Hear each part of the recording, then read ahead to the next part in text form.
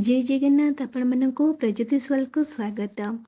आज आम जानिबा एक पवित्र व्रत विषय जार महिमा स्वयं शिव पुराण स्कंद पुराण रे वर्णित करा जायछि। सेही व्रतटी होछि शिव प्रदोष व्रत।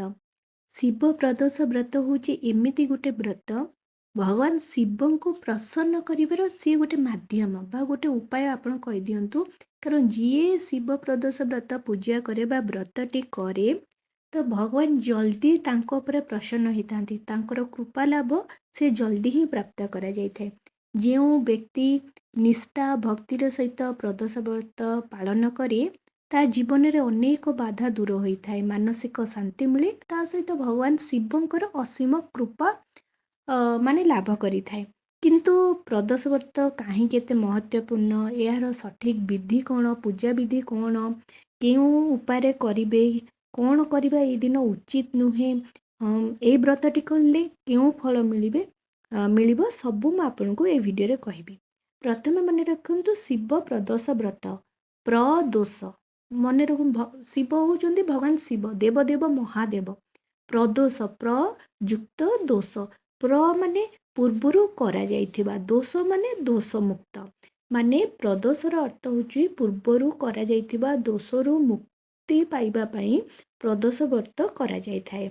बा आपण पूर्व जन्मर जदि आपणकर पाप किछि अछि, कारण पूर्व जन्मर किछि पाप आपनको ए जन्मरे मध्य भोगिबाको पड़िଥାଏ कि पूर्व जन्मरे पुण्य मध्य आपनको ए जन्मरे मध्य आपनको मिलिଥାଏ।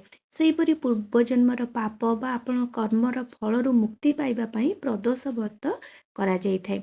ता सहित प्रदोष व्रत कले आपण देखंतु बहुत माने लाभ होइଥାଏ। माने भगवान शिव को तो आपण प्रसन्न करिवे, किंतु आपण देखिबे पूर्व जन्मर पाप मध्य धोई हे जिवो। आपण निज जदि किछि खराब कर्म करचंती आ ए जन्मरे आपण माने कष्ट पाउचंती, से कष्टरू मध्य आपनको मुक्ति मिलिबो, महादेवंकर आशीर्वाद मिलिबो। जेतिकी ग्रह दोष आपनको अछि, ग्रह दोष आपणकर खंडित हबो। आपण जदि अଯଥାରେ धन नष्ट होउची ताहले धन आपनको लाभ मिलिबो। ता व्यतीत आपणकर सुख शांति संतान सुख सबु किछि आपनको मिलिबो। चतुर् वर्गर फल प्राप्ति आपनको मिलिबो। रोगरू मुक्ति मिलिबो, इच्छा पूरण हबो, मनस्कामना पूरण हबो, शत्रुनाश हबो, ऋणरू मुक्ति मिलिबो। सबु माने गोटिए व्रत कले आपनको सबु सुख एइथिरे मिलिबो। आ एई व्रतटी प्रथम थर चंद्रदेव करिथिले। तो एई व्रतटी आमे केबे करिबा देखंतु, एई व्रतटी आपण माने प्रदोष काल रे ही हबो। माने सूर्यास्त समय रे 40 रु 40 रु 45 मिनिट भितरे ता परे माने प्रदोष काल माने बुझिले तो माने संध्या हेई नथिबो, आपणकर संध्या हेई नथिबो, किंतु संध्या हेई आसुथबो। से जो 40-45 मिनिट रो समय रही थाए ता भितरे संध्या हबा पूर्वरु तो से समय को प्रदोष काल बा प्रदोष समय कहा जाई थाए। सेही समय आमे आमको भगवान शिवंकर पूजा करिवार अछि। ठीक अछि। तो एई व्रतटी कार्तिक मासरे आपण आरंभ कर परिबे, नहले श्रावण मासरे आरंभ कर परिबे। जेहेतु एटा श्रावण मास चालीछि, आपण जदि चाहुचंती ए व्रतटी करिया पई ताहले करि परिबे। देखंतु आपणक मासकरे दुई माने थरे आसीबो कृष्ण पक्ष तापर शुक्ल पक्ष।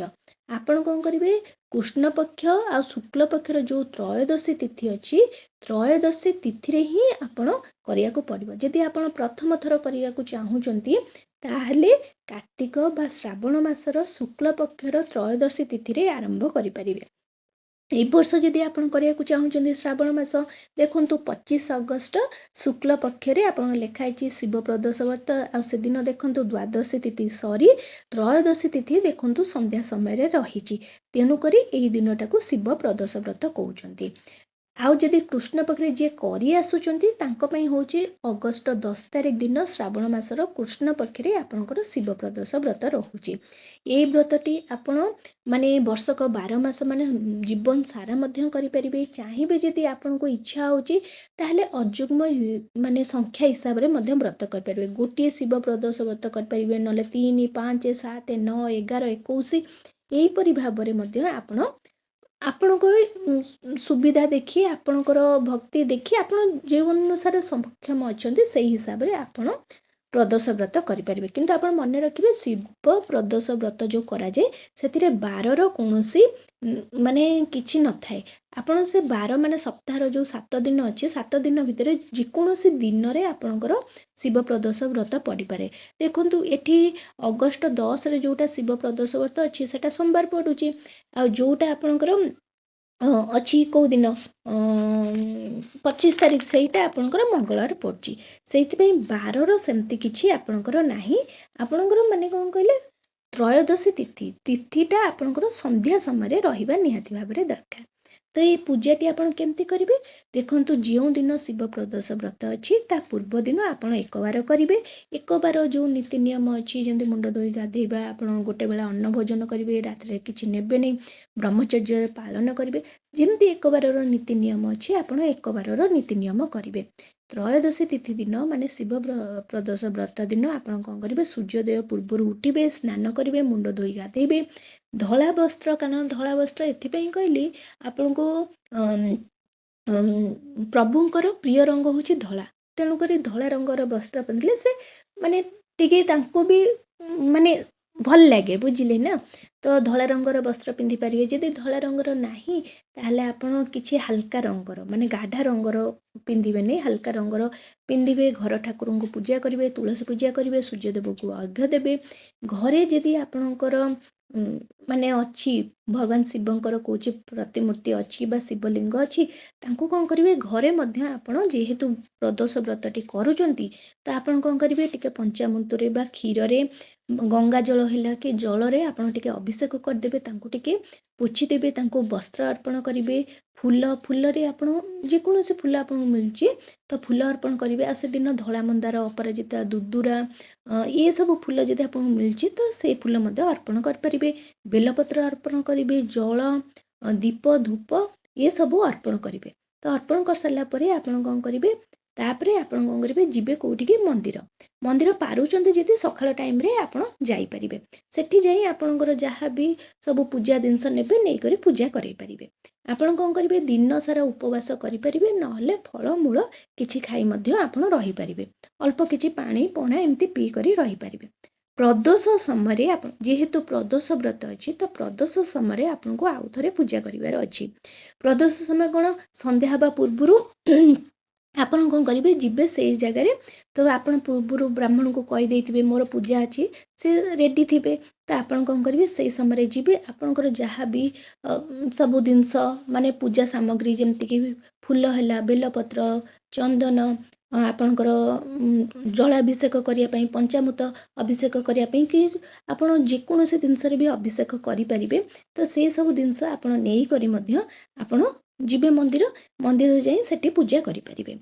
କିନ୍ତୁ ଆପଣ ଚାହିଁବେ ଯଦି ମନ୍ଦିର ଯିବା ବ୍ୟତୀତ ବି ଆପଣ ଚାହିଁବେ ଯଦି ପାଖରେ କିଛି ମନ୍ଦିର ନାହିଁ, ସେତିକି ସୁବିଧା ନାହିଁ, ତାହେଲେ ଆପଣ ଚାହିଁବେ ଯଦି ମାନେ ସେଇ ପ୍ରଦୋଷ ସମୟରେ ମଧ୍ୟ ଆପଣ ଘରେ ମଧ୍ୟ ପୂଜା କରିପାରିବେ।